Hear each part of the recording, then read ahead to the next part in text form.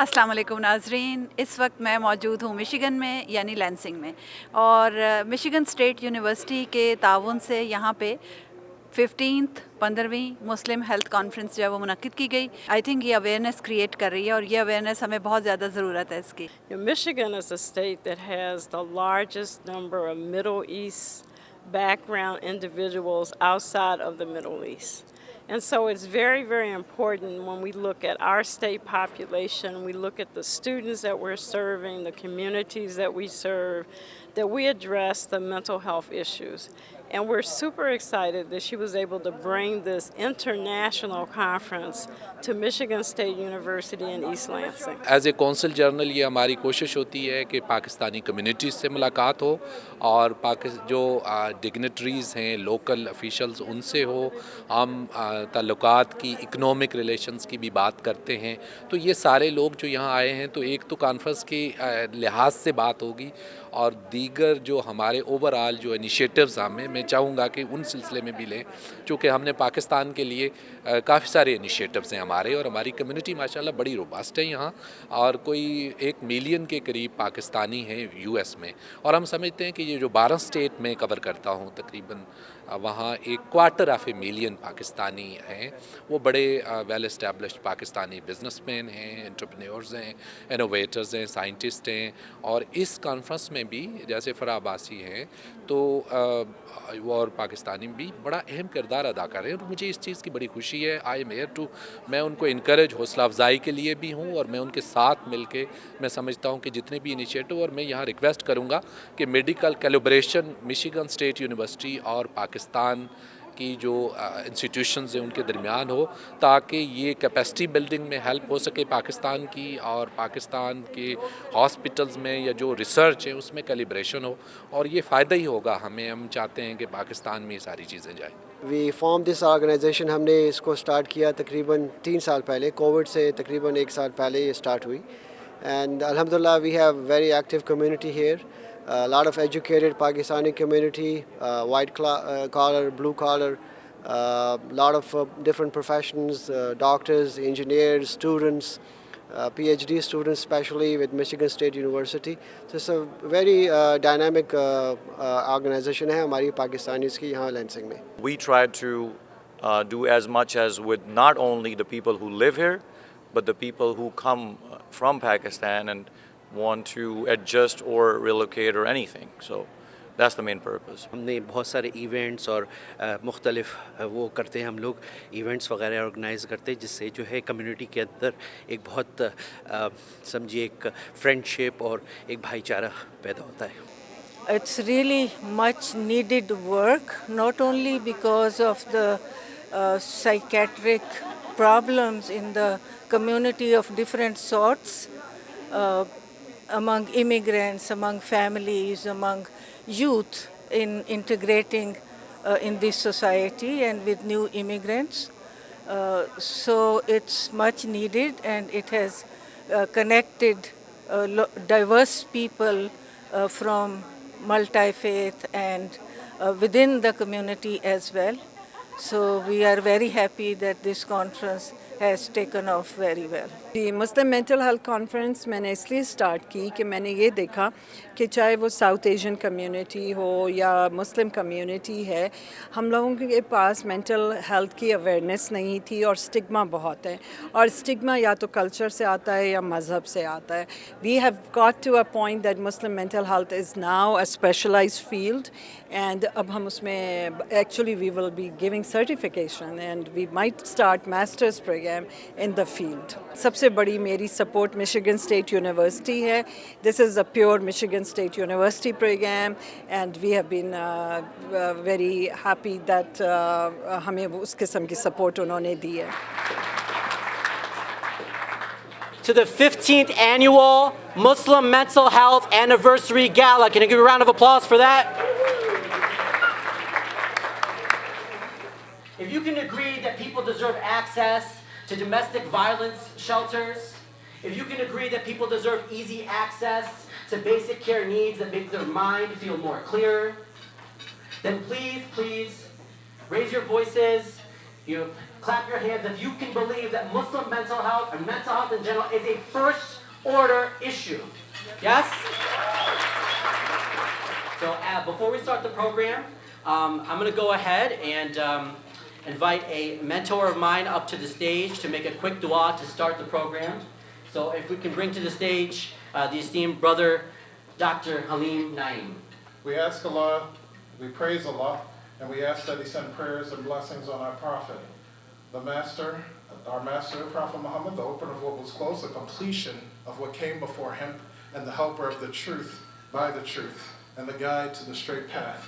And bless his family, followers, and companions as much as he deems it that they all deserve. We say, glory be to you, Allah, over all the things that people say about him, and that all the peace is on all the prophets, and that all praise is due to Allah. اللهم صل على سيدنا محمد الفاتح لما أغلق وخاتم لما سبق ناصر الحق بالحق والهادي إلى صراطك المستقيم وعلى آله حق قدره ومقداره العظيم سبحان ربك رب العزة عما يصفون وسلام على المرسلين والحمد لله رب العالمين. Before we begin the program tonight, I'd like to begin and invite Dr. Petranji onto the stage to talk about relief efforts overseas. Assalamu alaikum. There we go. First of all, can we give a round of applause to Dr. Farha Abbasi for all the hard work that she does? I've seen her start this from 15 years ago. SubhanAllah, she was an inspiration to me because a lot of my relief work is actually based on her advice about the need for mental health.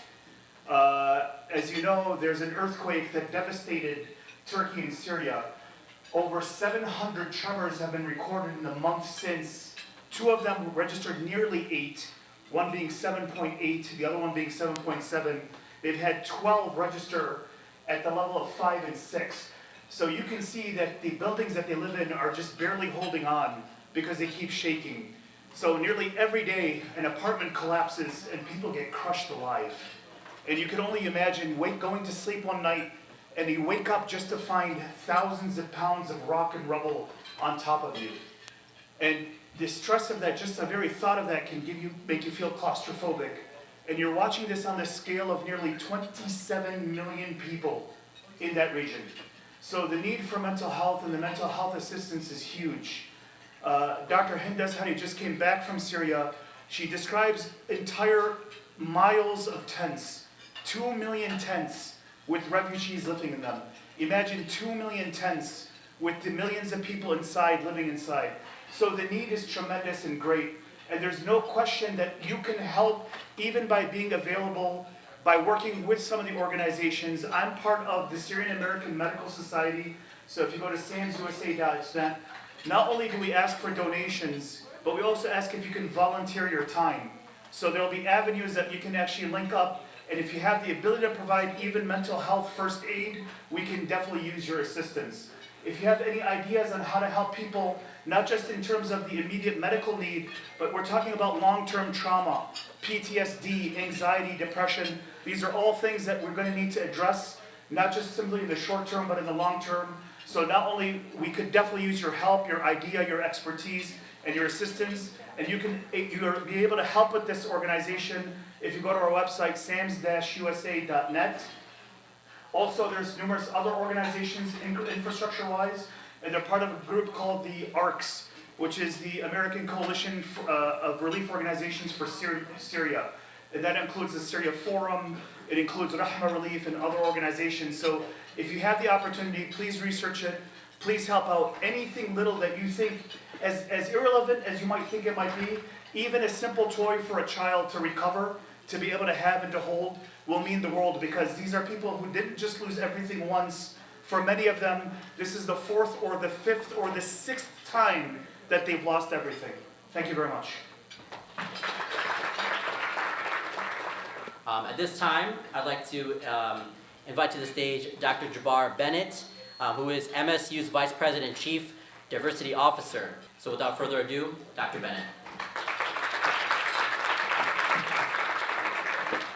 I have to, before I start my brief remarks, once again, ask us all to give a hand to Dr. Farha Abbasi.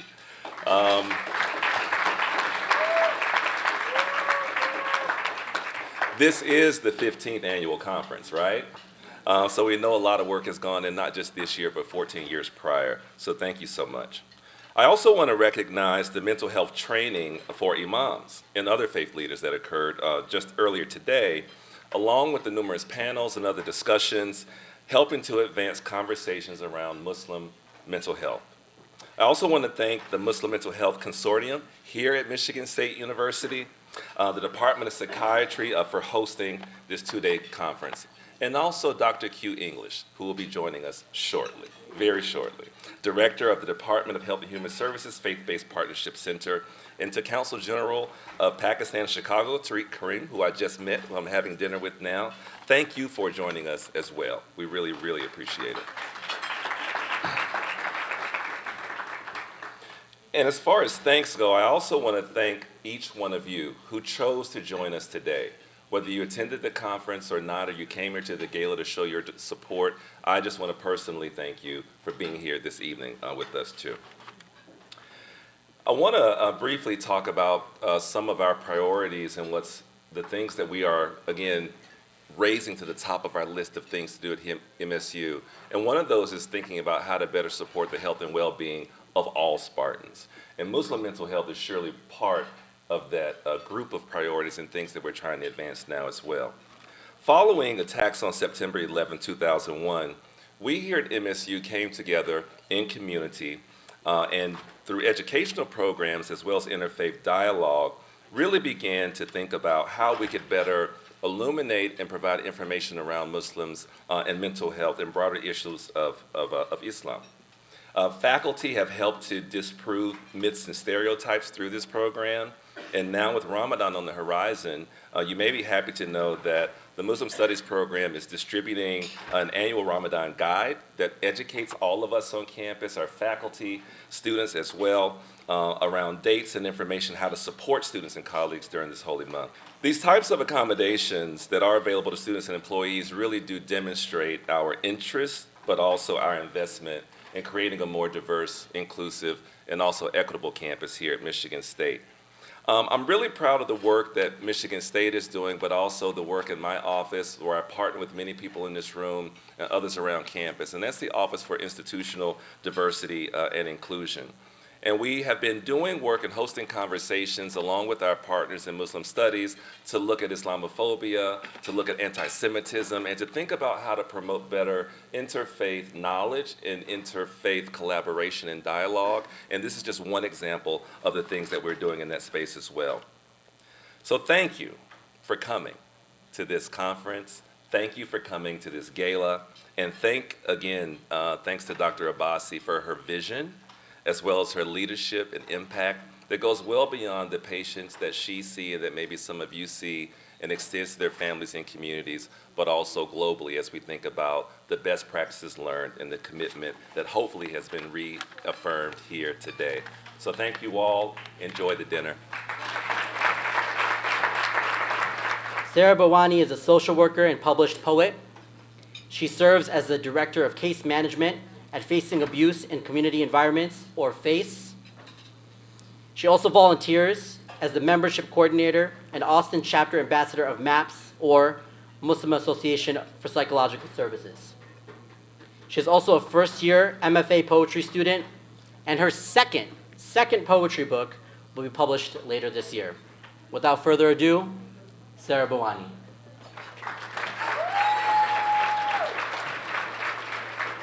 When I was 15, I wrote the first poem that would later turn into a tsunami of words. I wrote about my pain, and when my own had lessened, I started to write about the pain around me. It used to be so easy, the way words imprinted themselves so clearly onto my heart as if God himself was speaking to me, for these words were undoubtedly sacred, call them divine intervention. My heart had always been an open book that I was waiting for everyone to read. I've always been a writer, but I can't always write. And that is the easiest way I know how to say that I've been burned out long before the fire in my heart extinguished itself. I've spent the last few years listening, transcribing, consoling, transcribing, listening, an ongoing oscillation generated by pain, propelled by tears, my stern, always headfirst into the tempest now, but a mundane journey of the reality of the depth of pain around us. There are days I am so overwhelmed with everyone's pain that I start to feel hollow. I wonder who will carry mine when the time comes. You can't pour from an empty cup, but what about when yours is overflowing? What happens when carrying their pain along with yours starts to chip away at you?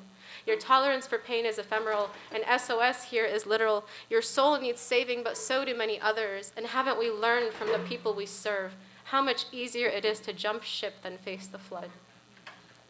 But at the end of the day, I still show up. And it is that choice which makes the storm a little less terrifying, the hurricane a hurdle, the flame still a fire, the tongue always a storyteller, the heart forever a vessel, and us, a guide to someone else's serenity, a voice of reason, a beholder of passion. And isn't the storm suddenly so beautiful when it comes with a blessing like that? If we didn't abandon them to chase the fire, but instead nourish them. There is nothing more exhilarating than uprooting the walls, but there is nothing more rewarding than cultivating the bridges.